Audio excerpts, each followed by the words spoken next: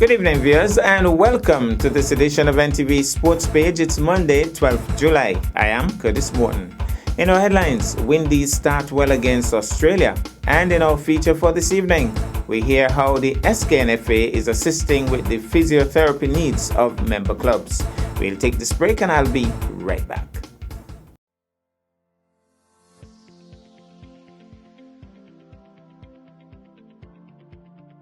Salt is an important part of the human diet, but most of us consume more than we realize.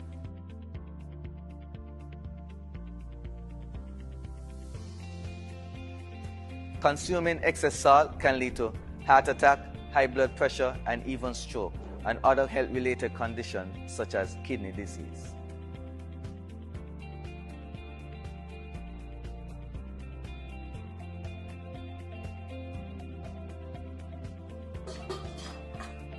As a hypertensive patient, in my home, I reduce salt intake by not adding salt during the preparation of my food, not having a salt shaker on my table, limiting the consumption of salty snacks, and choosing products with low sodium content.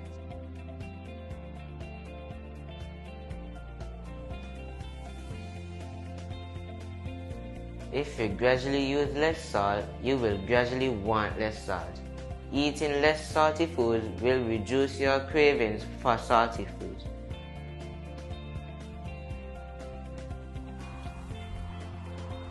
Do you know that common baked goods such as bread and crackers are high in salt?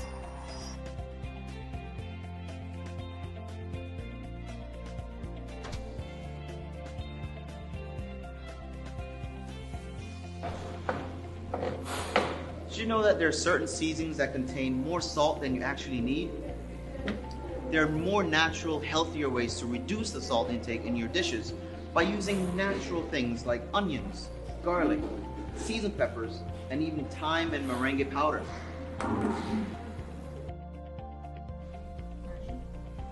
Consuming foods like bananas, potatoes, and dried peas and beans, such as lentils and kidney beans, contains potassium, which helps to reduce salt in the body. You can lower your salt intake by reducing salty foods, removing table salt, and using salt alternatives when cooking.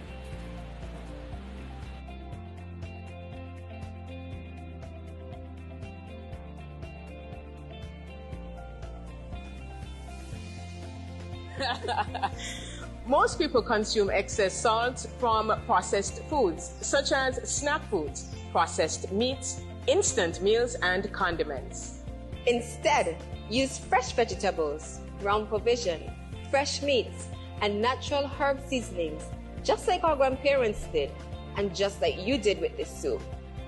Get salt smart. I am salt smart. Let's get salt smart. We are salt smart.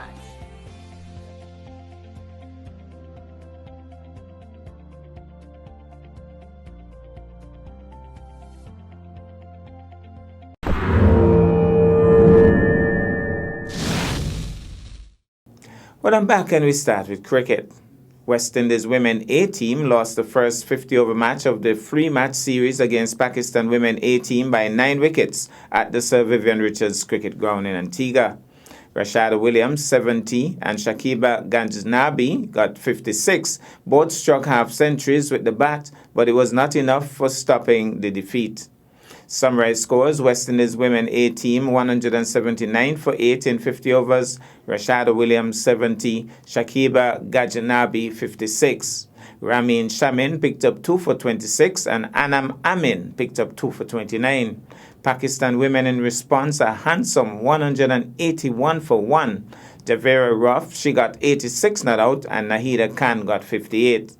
Shakiba Ghaznabi was in the mix once more, picking up the lone wicket for 20 runs. Pakistan Women A team won by 9 wickets. Meanwhile, in better news, the West Indies Women went 2 up in the City Insurance 5-match series. Hayley Matthews starred with bat and ball for the West Indies Women, taking 2 for 17 with the ball, then smashing 49 when it was time to open the run chase. The summary scores: Pakistan women 120 all out in 42.4 overs. Muniba Ali got 37, Aliyah Riaz got 26, Anisa Mohammed bagged 4 for 27, Hayley Matthews 2 for 17.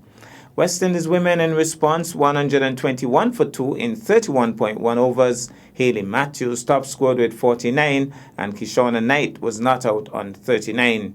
Nida Da, she bowled impressively 10 overs, 13 runs, but fortunately for the Windies gals, didn't get a wicket.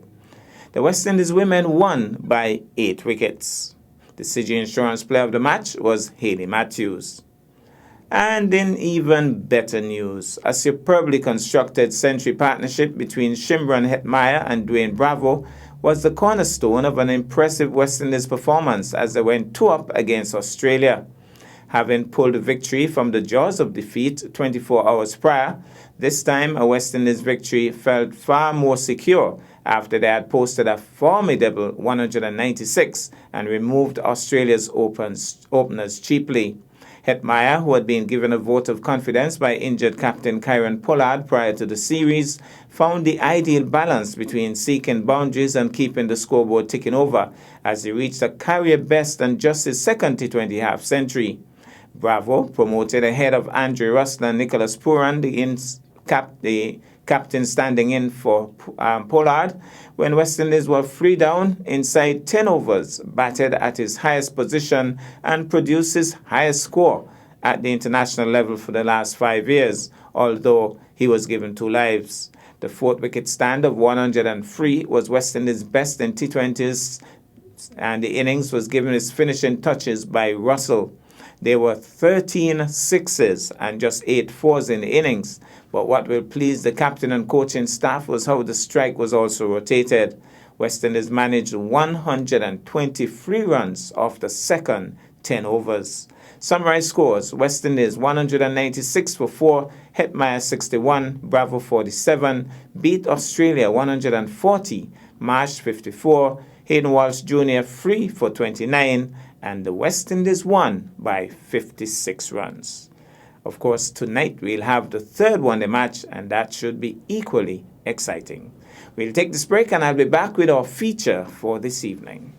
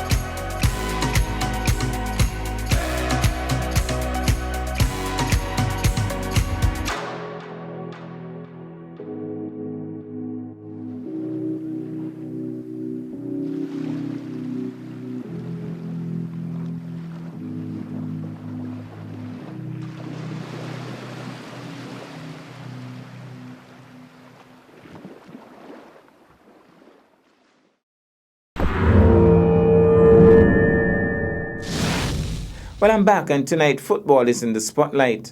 The St. Kitts and Nevis Football Association, since the start of the season, has been providing support to its member clubs in responding to player injuries during matches by providing a certified physio at the games. SKNFA media consultant Andrew Huey has more in this report. Fitness and sports medicine is very important for athletes and teams involved. That is why the St. Kitts and Nevis Football Association, the SKNFA, has implemented a program where clubs participating in major football competitions locally are given the opportunity to have a trained physiotherapist to tend to their players who may receive an injury during games. Janae Gishard-Pine, injury specialist with the SKNFA, explained the essence of this program. So we started this initiative to support players in having a longer career and support teams in making the right decision whether to continue with playing a player or the right recommendations for helping them to recover. I think it's been a really good incentive. As I said, it helps with players' longevity. So we go on, we assess the damage, we decide whether a player can continue or not, and we have them come off, treat, or return them to play. In the past, I think it may have been difficult for people to know whether a player can continue or not. And for players who always want to play, sometimes it's not the best thing for them to continue on an injury. So now that they have that cushion, us to help them to know whether it's safe for them to play or not. And for clarity, is this for all the SKNFA clubs or just for the Premier League clubs? So the Premier League clubs have a physio and a doctor and Red Cross always available. Division 1 has a physio, a trained physio, and then for the younger leagues, the youth leagues, we'll have someone from the course that we run who have passed the requirements to go and cover those games, the youth games. Ms. Gishard-Pine explains that some of the most common injuries that players suffer during matches are non-contact injuries, which she said can be avoided through nutrition and proper hydration. On the pitch, I find the most common injuries to actually be non-contact injuries. So those are injuries like muscle strains or rolled ankles, like a twisted ankle. Of course, you have your contact injuries as well, so like your fractures, your concussion, your torn ligaments. But those aren't the most common. Yes, they're more severe, but they're not the most common. The common injuries are the non-contact injuries, which can be avoided. This can be avoided with things like nutrition, proper hydration, landing mechanics, and proprioceptive. So that's being able to balance if you jump up for a header or something and come down on one foot, being able to compensate and make sure that your ankle doesn't roll from those things. So it's mainly training habits that can help to improve the common injuries that are experienced in the leagues. Meanwhile, the SKNFA injury specialist explains the significance of the program and how she believes this can help improve the performance of players on the pitch. There are a variety of fitness modalities and reasons why people are struggling to get fit.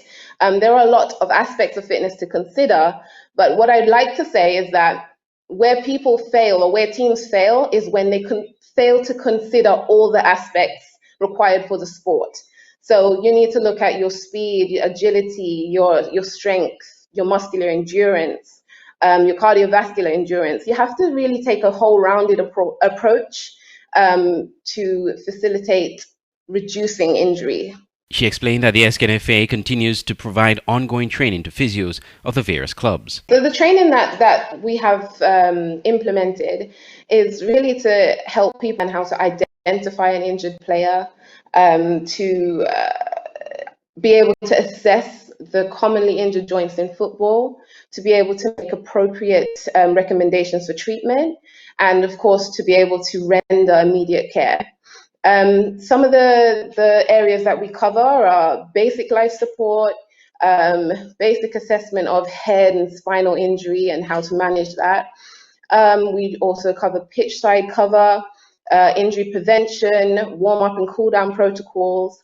Early this year, the SKNFA conducted its annual fitness and medical course ahead of the start of the 2021 football season.